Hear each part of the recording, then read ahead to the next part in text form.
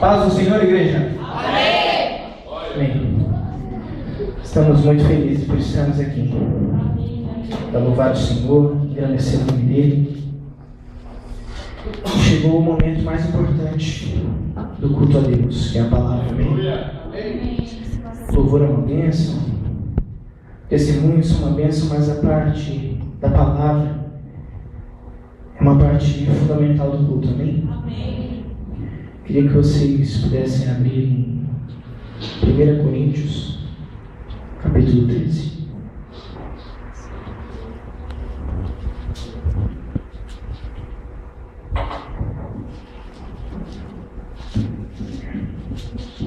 Primeira Coríntios, capítulo 13.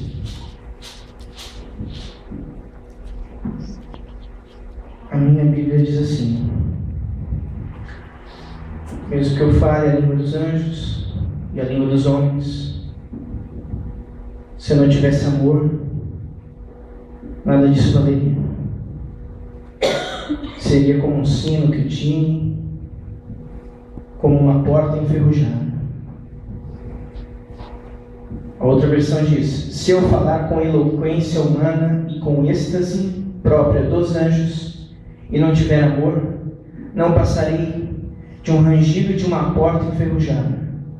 Quantos aí tem a tradução que fala um sino que tine? Eu sempre tive curiosidade de saber o que significava isso.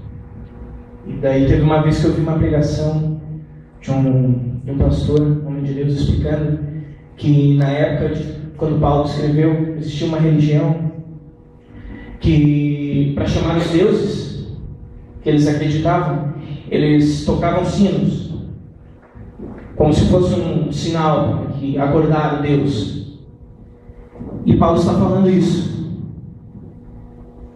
que mesmo que eu falasse todas essas coisas aqui, a língua dos homens, a língua dos anjos, e eu não tivesse amor, eu só faria barulho, não teria sentido tudo que eu estou fazendo. E era como aqueles sinos naquela época. Eles tocavam, pensavam que vinham deuses, que os deuses acordavam, mas na verdade só havia barulho. Pode se sentar.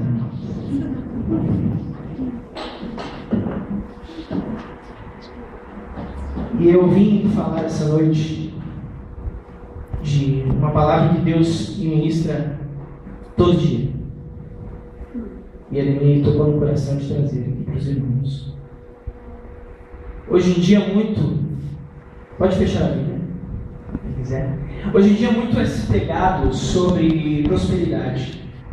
Muito é pregado sobre bênçãos, sobre vitórias, sobre adquirir coisas, conquistas.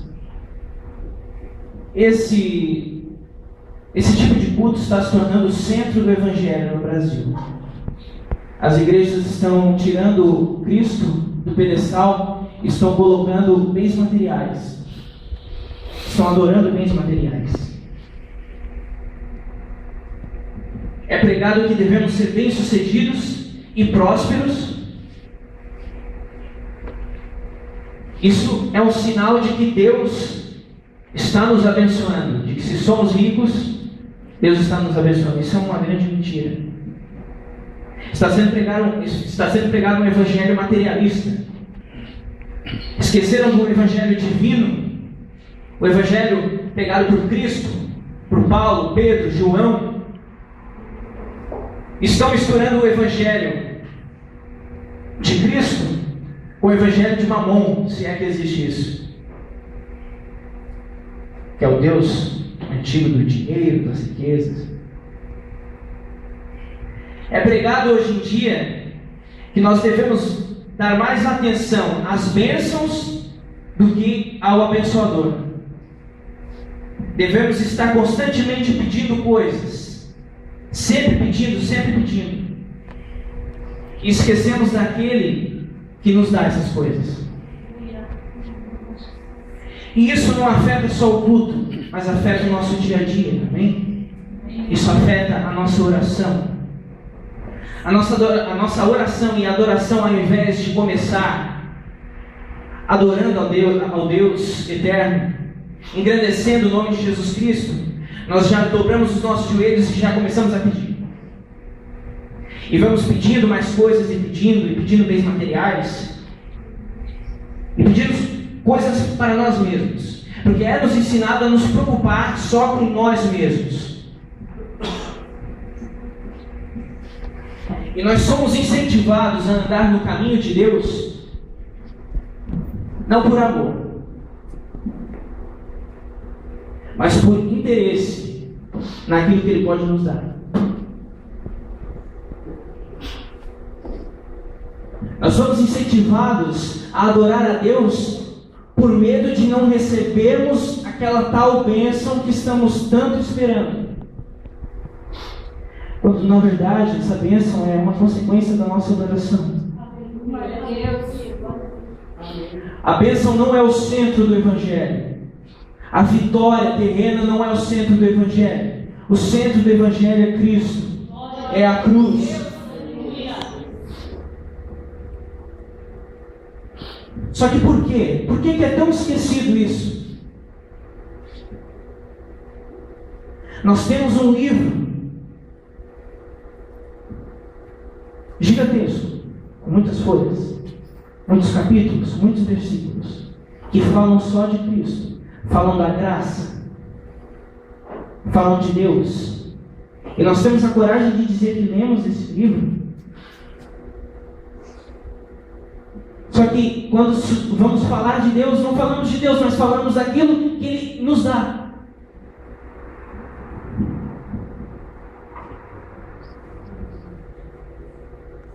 Nós estamos sendo enraizados não em Cristo, mas na prosperidade. Eu estou falando nós, mas eu estou referindo no geral, amém? Na igreja brasileira. Nós estamos sendo enraizados na prosperidade. Isso nos torna alvos fáceis do diabo. Porque se estamos enraizados na prosperidade, no dinheiro, o que ele vai atacar? Dinheiro. E quando ele atacar, se estamos enraizados no dinheiro, nós nos perdemos completamente. Porque se estivéssemos enraizados em Cristo, nós podíamos estar morando na rua, mas Ele seria o centro da nossa vida. Se nós não estivéssemos enraizados em interesses, em segundas intenções, nós poderíamos passar qualquer coisa, sem levantar uma só palavra de reclamação. Pessoas que estão enraizadas na prosperidade, no dinheiro, são aquelas pessoas que muitas vezes a gente vê vindo na igreja, né, no templo, e adora a Deus, mas de repente ela some. Ninguém sabe onde é que ela está, ninguém sabe onde é que ela foi. Fica todo mundo se perguntando. Às vezes a gente vai atrás, às vezes a gente acaba esquecendo. E se você perguntar para uma pessoa dessa, tá, mas o que aconteceu? Por que você saiu? Não deu satisfação para ninguém? Todo mundo gosta de você lá na igreja? Eu saí porque eu perdi a minha fé em Deus. Porque o que eu peço para Ele nunca me dá. Será que ter fé em Deus é isso? Será que isso é realmente buscar a Deus? Ou estamos vindo aqui para cumprir tabela, para cumprir uma rotina religiosa? Estamos vindo aqui porque nós estamos pensando lá na frente que, vindo ao templo, nós estamos ganhando crédito com o Senhor Jesus. Cada vez que eu venho na igreja, eu ganho crédito. Eu faço uma tabela lá. Opa, esse mês fui todo dia na igreja. Eu acho que vale uma moto, né, Senhor? A gente trata o Senhor como um gênio da lâmpada. Que a gente chega aqui na igreja e dobramos os nossos joelhos e pedimos, quando na verdade é uma oração, é uma conversa com o nosso Deus, amém? Oração não é pedir coisas. Você pode pedir, amém? Não tem nada de errado em Deus te abençoar com coisas materiais. Eu não estou aqui falando contra isso. O problema não está no pai que dá o presente para a criança, Mas o problema está na criança que recebe o presente e transfere o amor dela para o presente e não para o pai.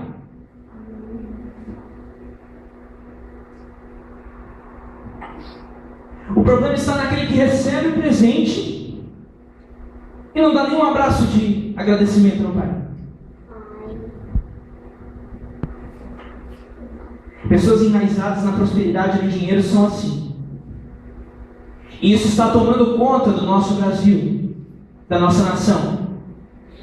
O brasileiro já tem uma história de ter aquele jeitinho brasileiro, está sempre querendo se dar bem. E quando a igreja era para falar totalmente ao contrário, a igreja vai lá e apoia que devemos correr atrás de bens materiais. Nós estamos nos esquecendo que é ser cristão, amém? Infelizmente é duro dizer isso, mas a igreja está esquecendo que é ser cristão. Mas mesmo com tanta pregação, com bens materiais, acaba se encontrando um lugar pequenininho para Jesus. Só que esse lugar ainda que é encontrado, que Jesus ainda pode agir naquele lugarzinho, ele é totalmente distorcido. Hoje em dia, ser cristão se resume em 3 coisas: falar como crente, aleluia, glória a Deus, está misericórdia, não, está amarrado. 2, vir para a igreja. Eu vim para a igreja, então eu sou cristão. É uma matemática simples de fazer. Venho para a igreja, logo me torno cristão.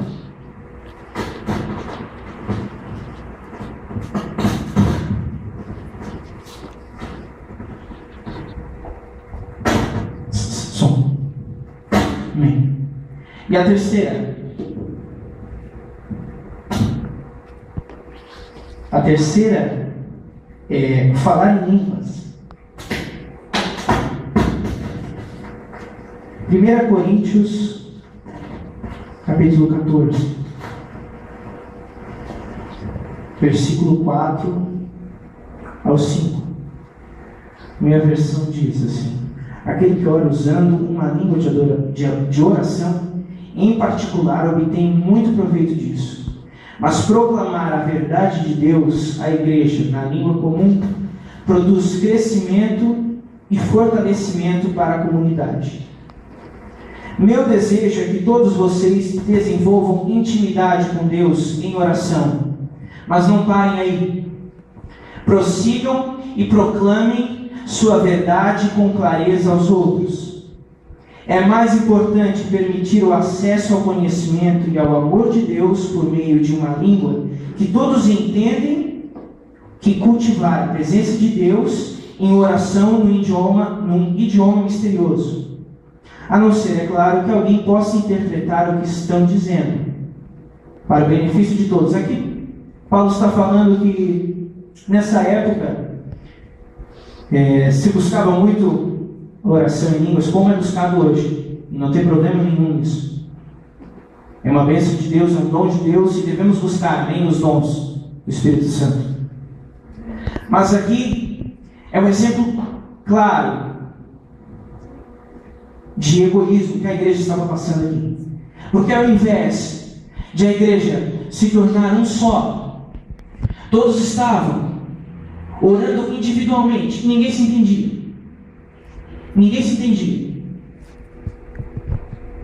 Aqui Paulo fala que quando oramos em língua, oramos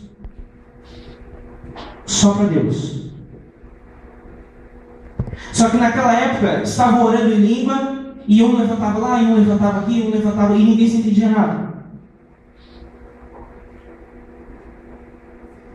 Isso é um exemplo claro de que nós estamos cada vez mais nos individualizando.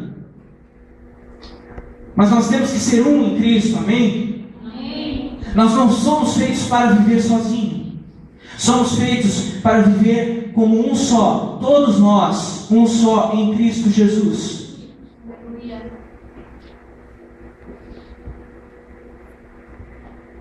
Para a gente ver, até nas próprias doutrinas bíblicas,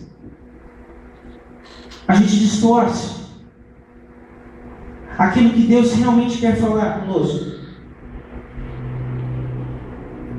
Nós queremos ser tratados como filhos do rei, mas não queremos ser discípulos do rei. Nós não queremos nos negar a nós mesmos para seguir Cristo. Nós queremos ser tratados como tal, porque nós somos cristãos, nós somos filhos do rei. Amém? Portanto, somos realeza. Mas ninguém quer se humilhar aos pés da cruz. Isso ninguém quer. Todo mundo quer receber bênção, mas ninguém quer carregar a sua cruz. Todo mundo quer receber tal coisa, quer receber vitória, mas ninguém quer negar a si mesmo. Ninguém quer deixar tudo para trás para seguir. Aleluia! A gente nós nos apegamos nas promessas e esquecemos os nossos deveres como cristãos. A palavra de Deus fala que devemos ser coletivo, não individualista. E nós não estamos levando o Evangelho para fora das quatro paredes. Nós estamos concentrando Cristo aqui dentro. A gente pensa que a gente chega aqui e Cristo fica sentado aqui no banco. E quando a gente vai embora, a gente tem que trancar a porta bem rápido para ele não fugir, sair correndo. A gente não quer levar ele para a nossa casa, porque é muito mais fácil ser cristão aqui dentro do que ser lá fora.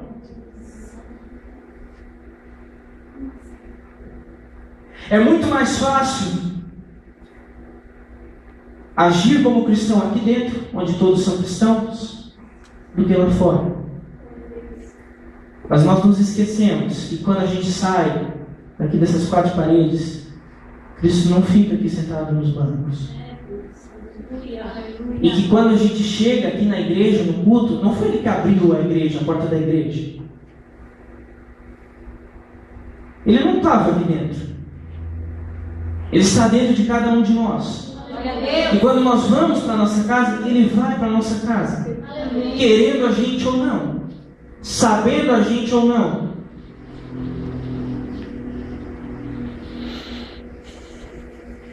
E deve ser engraçado ou triste, acho que mais triste do que engraçado, Deus está conversando conosco daqui até a porta. Deus está conversando conosco, Cristo está conversando conosco, e quando a gente passa da porta, a gente começa a conversar também, só que não mais com Cristo. E Cristo fica assim, mas o que aconteceu? É a mesma pessoa que estava ali, que eu estava conversando com ela há 3 segundos atrás?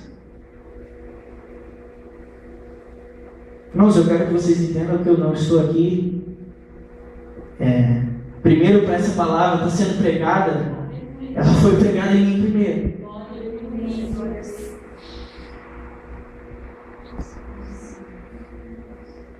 A igreja está se tornando uma instituição de conseguir coisas e não de dar. A gente está se tornando uma comunidade onde a gente vem para adquirir coisas, adquirir bênçãos, adquirir vitória. Porque o cristão tem que vencer, o cristão tem que prosperar, o cristão tem que ser rico. E quando tem um cristão rico, o que ele faz com a riqueza? Ele deita em cima da riqueza, deita e rola em cima da riqueza, mas não ajuda 1 centavo a igreja do Senhor. Não estou falando aqui de dízimo, de oferta. Eu estou falando aqui quando a gente vai para a nossa casa e olha para as ruas, tem um monte de gente dormindo no chão. E a gente até se sente pena deles, mas a gente não faz nada. Até alguns podem dizer, não, mas eu já levei comida uma vez. Irmão, mas você matou a fome dele, talvez, uma noite, mas ele continua lá na rua. Ele não foi salvo. Ele não saiu da rua. E nós ainda temos a cara de pau de acharmos que somos cristãos. Amém, Jesus. A igreja é um coletivo, amém? Nós temos que ser unidos. A igreja brasileira está passando por alguns problemas. A maioria das vezes originados da política, vocês sabem. E por causa disso a gente acha que a gente está sendo perseguido. A igreja brasileira está sendo perseguida. Por causa, sei lá, de a gente subir um monte e no outro dia o nosso carro falhar, é porque Satanás está furioso com a gente. Você quer ver Satanás furioso? Então você compra uma passagem e vai para a China. E procura a igreja subterrânea. As igrejas clandestinas. Aí você vai ver o que é o diabo furioso. Onde pessoas que negaram a si mesmos, tomaram a sua cruz e foram, não para a guerra, foram para trás das linhas inimigas, estão atacando de frente. Porque as portas do inferno não prevalecerão contra a igreja. Porta é instrumento de defesa. Nós estamos no ataque. Pelo menos era para ser assim. E o inferno está com as portas fechadas. Nós temos que derrubar aquelas portas. Se você quer ver o diabo furioso, é você ir para a Coreia do Norte e ver o que eles fazem com os cristãos lá.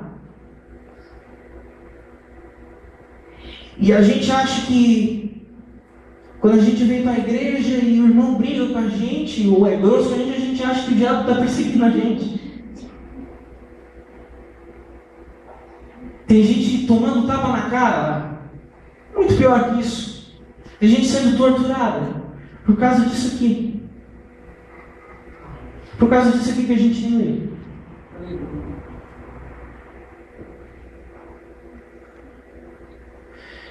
Marcos, capítulo 8, versículo 34. Então ele chamou a multidão e os discípulos e disse: se alguém quiser acompanhar-me, negue-se a si mesmo, tome a sua cruz e siga-me.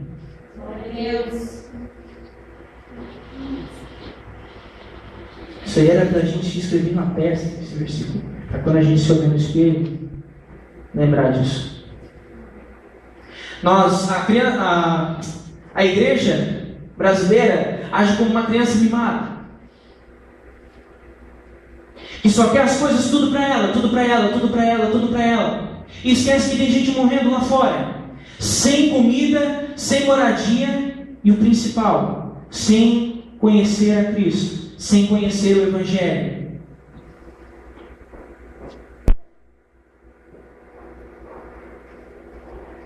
Você possa abrir o Coríntios 13 de novo. 1 Coríntios capítulo 13.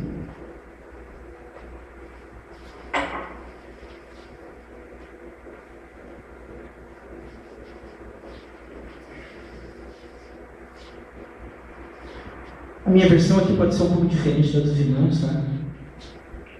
Mas o irmão segue. Versículo 3. A minha Bíblia diz o seguinte: se eu der tudo o que tenho aos pobres, e ainda for para a fogueira como um mártir, mas não tiver amor, não cheguei a lugar algum. Assim, não importa o que eu diga, no que eu creia, ou o que eu faça, sem amor, estou falido. Aí ele começa uma pequena lista, falando o que é o amor e o que não é o amor. O amor nunca desiste. Às vezes a gente está sempre atrás de um irmão, o irmão desvia 3 vezes por semana, e a gente está sempre atrás dele. Chega uma hora que cansa. Cansei. E se a gente ler aqui, a primeiro item, o amor nunca desiste. Quem tem esse amor? O amor que não desistiu. Que foi pregado lá na cruz, por não desistir. O amor se preocupa mais com os outros que consigo mesmos. Que consigo mesmo. O amor não quer o que não tem. O amor não é esnobe. Não tem a mente soberba. C.S. Lewis é um teólogo. Ele é o escritor das Crônicas de Nárnia.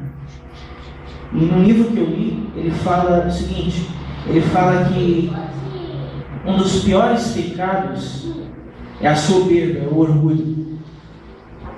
Porque ele fala que até numa roda de bêbados tem risadas. Até numa roda de moradores de rua que estão lá se drogando, infelizmente, tem risadas. Mas no meio de orgulhosos não há uma risada sequer. Porque o orgulhoso só importa consigo mesmo. E tudo que o outro tem não presta, ou ele quer ter. O amor não se impõe sobre os outros. Não age na base do eu primeiro. Não perde as estribeiras. Não contabiliza os pecados dos outros. Não contabiliza os pecados dos outros. Essa aí é autoexplicativa, né? Não festeja quando os outros rastejam. Isso é uma coisa muito forte. Que a Bíblia fala para se alegrar com os que se alegram e chorar com os que choram. E há uma coisa muito difícil na igreja brasileira em que usam como se aquele versículo que fala que é a guerra do Senhor, a vingança do Senhor, eu não lembro como é que é. Mas quando o crente vê o inimigo dele, a gente sabe que o inimigo não é carne nem sangue, é espírito, amém? Mas quando o crente vê aquele que ele não gosta, o crente olha para ele e fala: viu? Olha aí o que deu, ó. Riu de mim porque eu era crente, agora tu está aí rastejando e eu estou aqui. Quando na verdade éramos para rastejar junto com ele, abaixar junto com ele. Mas nós temos Cristo, nós abaixamos junto com ele, mas erguemos ele. Glória a Deus. Amém, aleluia. O amor tolera qualquer coisa, confia sempre em Deus, sempre procura o melhor, nunca olha para trás, mas prossegue até o fim.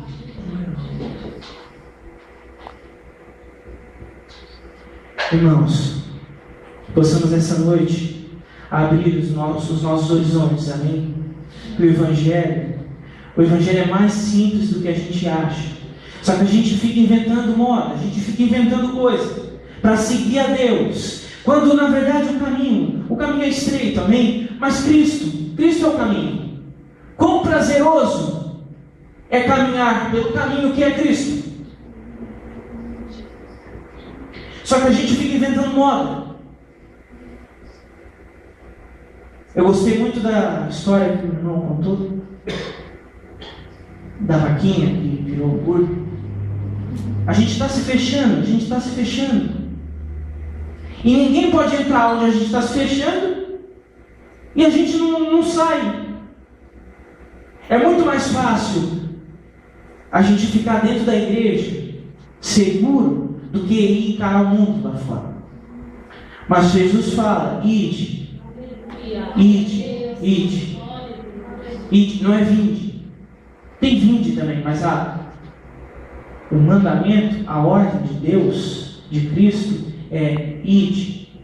Ide não é ficar na porta da igreja chamando o pessoal para cá. Vem cá. É tu ir lá, pegar ele pela mão e trazer. Glória a Deus. Trazer, porque aqui tem pessoas que vão acolhê-lo.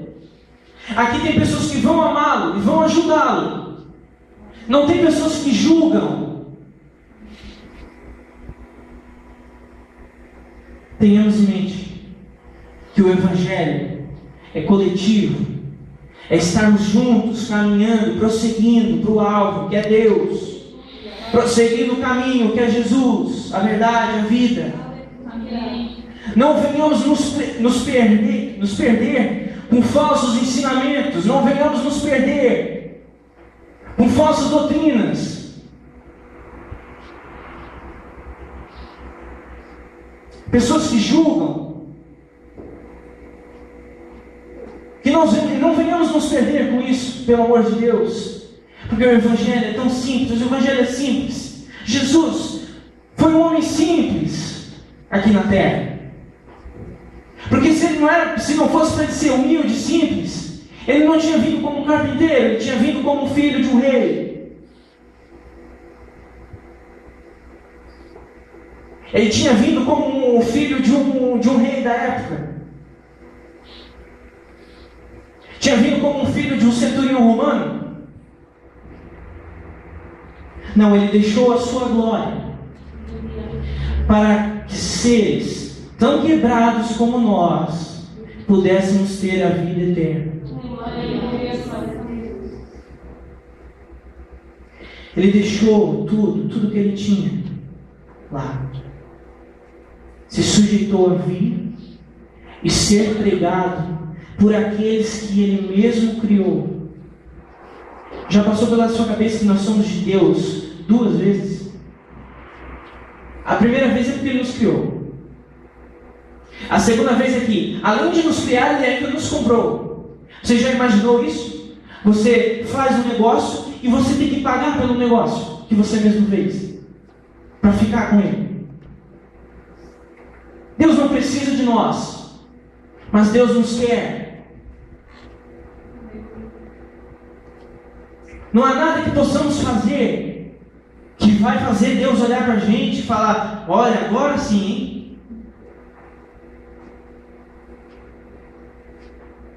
Se alguém que pensa que pode ir para o céu, pode ir para a glória usando as próprias mãos, está muito enganado. Se apeguem em Cristo, amém? Cristo é o Evangelho. Glória a Deus. Cristo é o Evangelho. O Evangelho, o centro do Evangelho, aquilo que a gente deve respirar, aprender, falar, pensar, é o Evangelho. O Evangelho é Cristo. O Evangelho é amor, amor ao próximo, amar a Deus acima de todas as coisas e amar ao próximo como a ti mesmo. Não se prendam com ritos religiosos. É importante vir para a igreja, óbvio, porque somos seres coletivos. Temos que estar aqui nos confraternizando com nossos irmãos e adorando a Deus em uma só voz, em espírito e em verdade. Mas Deus não mora aqui dentro. Deus mora dentro de você. Glória a Deus. Se coloque de pé.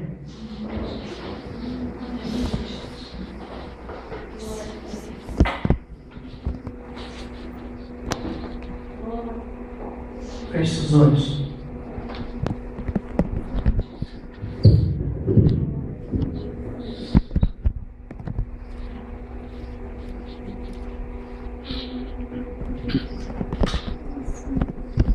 Oh Deus, nos perdoa, Pai, por muitas vezes nós sermos tão hipócritas em dizer que somos cristãos, quando na verdade não chegamos nem perto. Nos perdoa, Deus, porque sabemos que somos falhos. Reconhecemos a Tua soberania em nossa vida, Deus. Não nos deixe, Senhor, cair nessa apostasia que está se apoderando do Brasil. Mas nos usa, Senhor, para acabar com as obras do maligno nessa nação. Nos usa, Deus, porque sem Ti não somos nada. O amor, Pai, o amor que vem de Ti, nos faz um. Nos faz um, Deus. E não adianta de nada, Pai, o fogo arder, o anjo falar, o milagre acontecer, se nós não tivermos amor.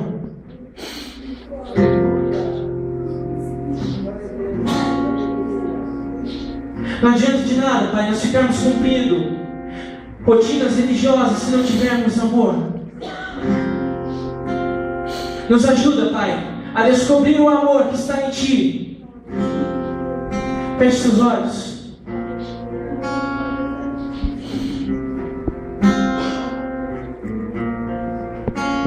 Não adianta nada, Senhor Jesus, maravilhas acontecerem se não tivermos amor.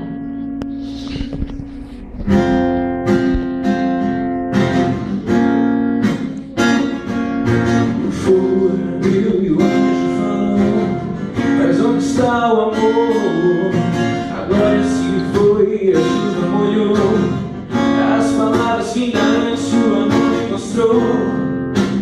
Nunca